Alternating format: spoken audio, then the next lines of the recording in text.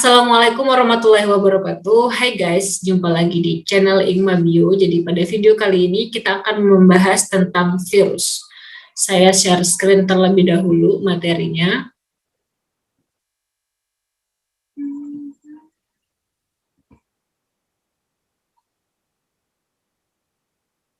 Oke. Kita coba ke soal terlebih dahulu. Beberapa ciri jasad ternik sebagai berikut. Yang pertama ada ultramikroskopik, kemudian berkembang biak di dalam sel hidup, sel bersifat prokaryotik, kemudian mempunyai materi genetik berupa RNA atau DNA, serta mempunyai klorofil. Ciri-ciri virus adalah, jadi jawabannya di sini itu ultramikroskopik atau mikroskopis, iya, jadi dia sangat kecil virus itu. Kemudian berkembang biak di dalam sel hidup, iya betul juga, karena virus itu hanya bisa berkembang biak di dalam sel inang. Kalau nggak ada sel inang tempat dia berkembang biak, maka dia nggak bisa, atau dia dibilang non-aktif. Sel bersifat prokaryotik salah. Kenapa salah? Karena si virus itu bukan termasuk sel, jadi dia adalah non-seluler, sehingga dia nggak bisa dikatakan sebagai organisme. Kemudian yang keempat, mempunyai materi genetik RNA atau DNA. Jadi betul yang nomor 4 ini, virus ini dia punya materi genetik RNA saja atau DNA saja. Beda dengan kita manusia. Kalau kita manusia ataupun hewan, tumbuhan, itu punya dua-duanya, punya RNA, punya DNA. Sedangkan virus dia hanya punya salah satunya saja. Mempunyai klorofil jelas enggak, karena virus itu tadi bukan organisme. Yang punya klorofil umumnya adalah golongan tumbuhan, kemudian golongan alga, dan juga cyanobacteria. Jadi jawabannya di sini adalah yang B, 1, 2, dan 4. Oke, untuk pendalaman materi kita coba bahas satu persatu pada slide berikutnya. Oke, ya, kita mulai dari definisi dan ciri virus terlebih dahulu. Apa itu virus?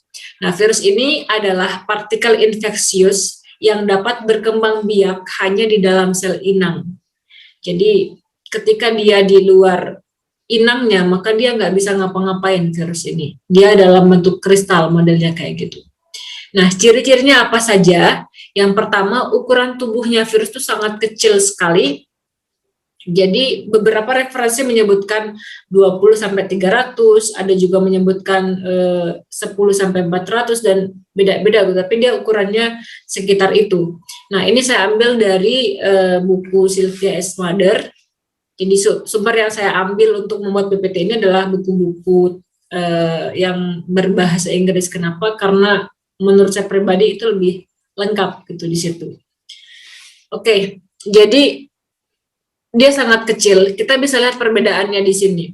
Jadi di sini ada gambar sel darah merah manusia, ada bakteri, dan ada virus.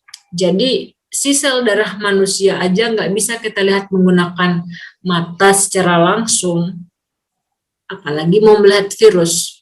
Jadi saking kecilnya virus ini, mikroskop yang digunakan untuk melihatnya pun harus menggunakan mikroskop yang teknologinya tinggi.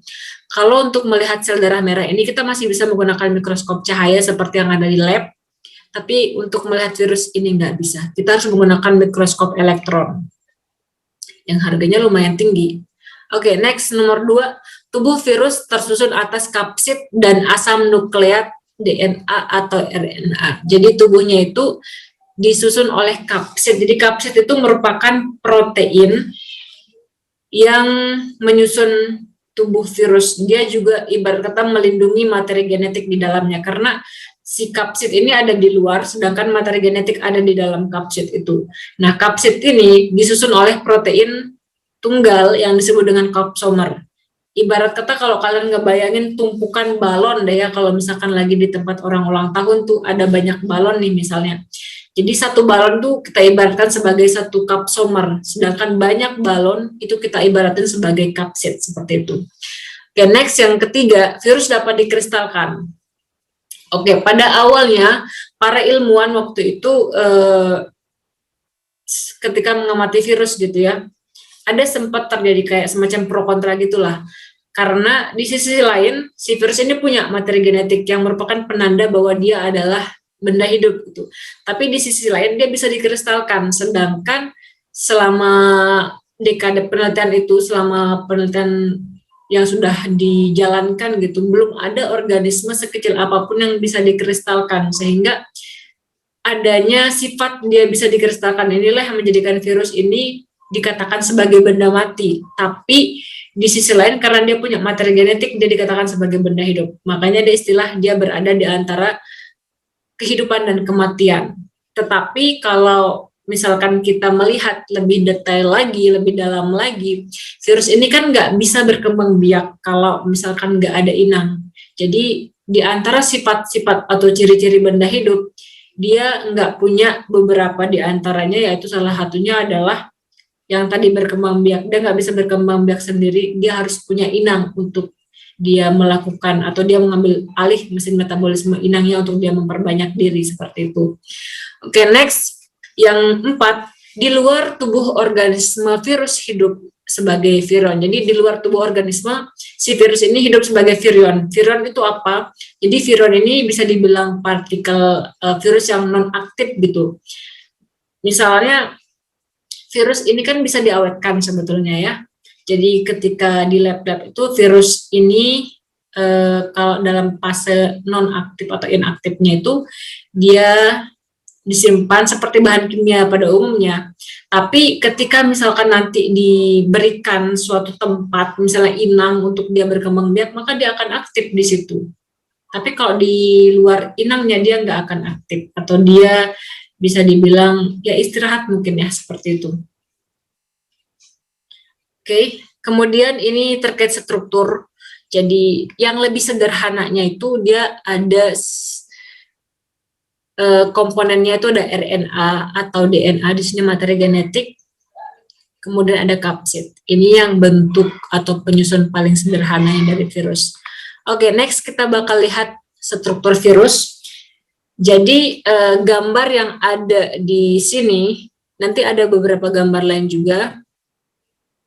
Oke, jadi virus itu tersusun atas asam nukleat yang berupa DNA atau RNA yang dibungkus oleh selubung protein atau disebut dengan kapsid. Dan kadang-kadang ada juga tambahan gitu pembungkusnya, yaitu membran pembungkus ini sendiri. Protein atau subunit protein tunggal atau individual yang menyusun kapsid itu disebut dengan kapsomer seperti yang tadi saya sudah sampaikan. Nah, kemudian meskipun mereka berbeda di antara ukuran ataupun bentuknya, jadi virus-virus ini tuh dia punya semacam komponen atau penyusun yang berbeda-beda gitu loh. Ada yang simple, ada yang kompleks. Bentuk virus bervariasi dari seperti benang hingga polihedral. Kalau benang di sini Bu, saya nggak sampaikan ya, bentuknya di sini nggak ada. Tapi contohnya itu adalah seperti virus Ebola. Jadi itu bentuk benangnya seperti benang biasa gitu. Namun semua virus memiliki anatomi dasar yang sama, yaitu anatomi paling mendasar itu dia disusun oleh kapsid sama materi genetik. Tetapi tidak keduanya, tapi salah satunya seperti itu ya.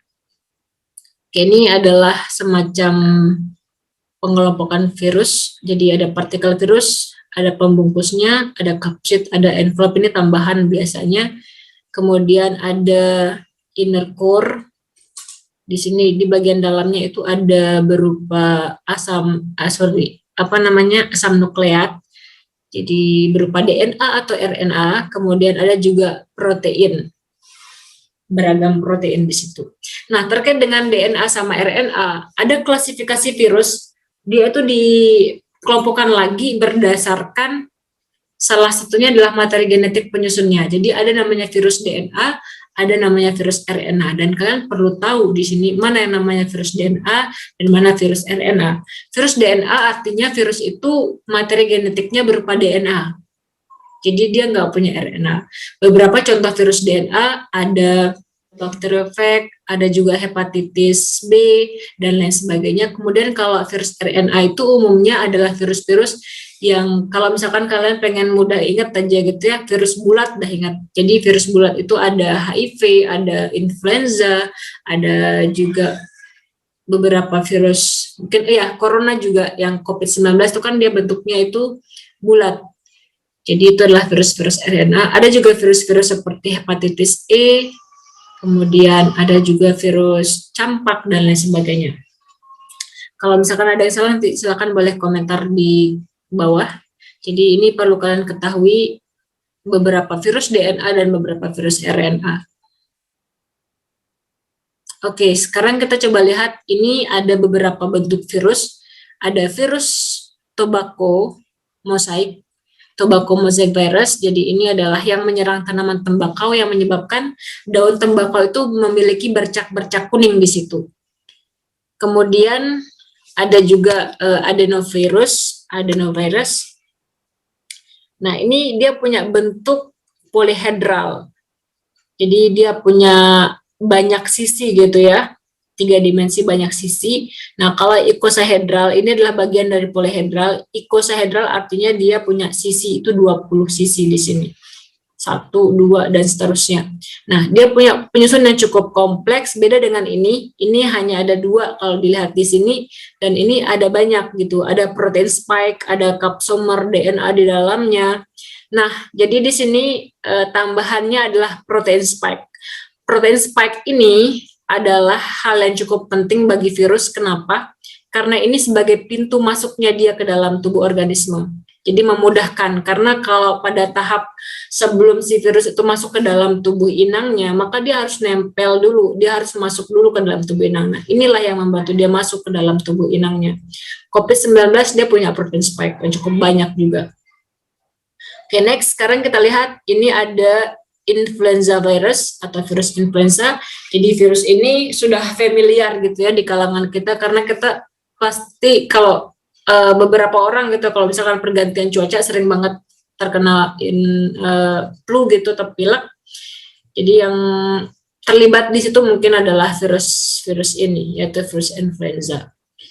Nah, dia bentuknya bulat dan dia punya banyak banget komponen seperti yang kalian lihat di sini. Ada glycoprotein spike, ada juga membran pembungkus lagi. Jadi selain kapsomer dia punya membran lagi yang membungkus bagian kapsomernya itu. Kemudian selain itu juga ada materi genetik, ada punya enzim polimerase juga. Oke. Kemudian sekarang kita coba melihat ke bakteri yang berbentuk T. Jadi ini mirip robot juga sih kalau dilihat-lihat.